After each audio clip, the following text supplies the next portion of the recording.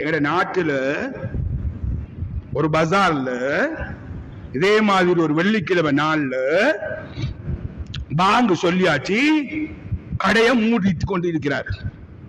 மூடிட்டு இருக்கிற நேரம் ஒரு கப்பல்ஸ் வார வந்து பெரிய பில் ஒன்று கொடுத்தா கிட்டத்தட்ட 12 லட்சம் ரூபாய் பில். எப்படி இருக்கும்? கடையை மூடிட்டாரே, 12 லட்சம் ரூபாய் பில். உட்ரா, இந்த பில்ல உடையலுமா? விட்டாரு.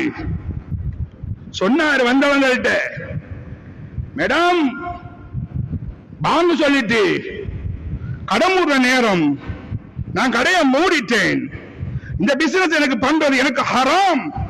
நீங்க விரும்பினா ஒரு அரை மணித்தியாலம் தான் எனக்கு லேட் ஆகும், பேய்த்துட்டு வந்து உங்களோட பிசினஸ் நான் செய்யறேன், இல்ல விரும்பினா வேற கடை இருக்கு பேய்த்துக்கோங்க என்று சொல்லி போட்டு அந்த முதலாளி கடையை மூடி போட்டு வந்தாரு. 2 பேரும் மசூரா பண்றாங்க, கப்பல்ஸ், ஹஸ்பண்ட் வைஃப்.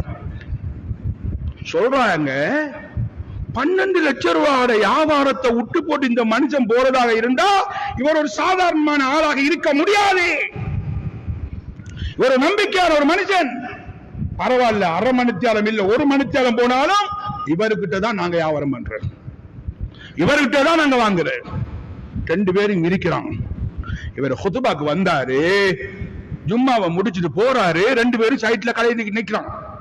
போன உடனே திறந்த உடனே 2 பேருக்கும் 2 கூலிங் கிளாஸ கொடுத்தாரு, 2 படி வாங்கி கொடுத்தாரு.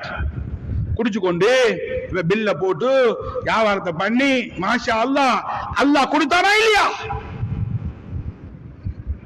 கொடுத்தான். இந்த ஈமான எட்டுங்க உள்ளத்துல. உண்மையான வியாபாரிகளாக காட்டுங்க பஜார்ல. வியாபாரிகள் உண்மையான வியாபாரிகளாக, நேர்மையான வியாபாரிகளாக. சீசனுக்கு மட்டும் அந்நியர்களுக்கு அப்படி இப்படி எங்களை வியாபாரத்தை எங்களை வாசிக்க மட்டும் பண்ற வியாபாரிகளாக இருக்க வேணாம். நேர்மையான வியாபாரிகளாக வாழ்ந்து காட்டுங்க.